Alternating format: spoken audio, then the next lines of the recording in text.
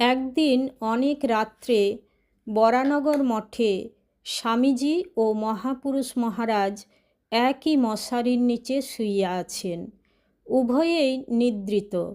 এমন সময়ে একটা আলোর ঝলক মহাপুরুষ মহারাজের ঘুম ভাঙিয়া গেল। চাহিয়া দেখেন মশারির বাহিরের দিকে শিবাকৃতি ছোট ছোট মূর্তি ত্রিশূল হাতে বসিয়া আছেন।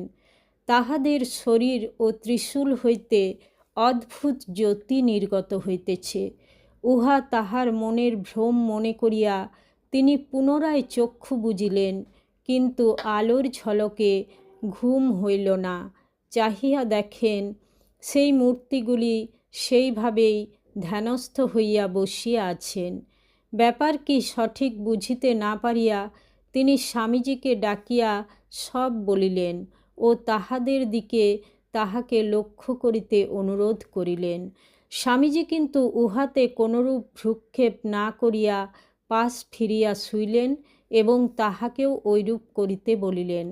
অগত্যা এইভাবে রাত্রিটি কাটিয়া গেল। সকালে উঠিয়া পুনরায় মহাপুরুষ মহারাজ স্বামীজিকে ওই বিষয় জিজ্ঞাসা করিলেন। স্বামীজি নির্লিপ্তভাবে উত্তর দিলেন, উহারা আর কেহ নন, বটুক ভৈরব। ছেলেবেলা হইতে উহারা এইভাবে আমাকে রক্ষা করিয়া আসিতেছেন।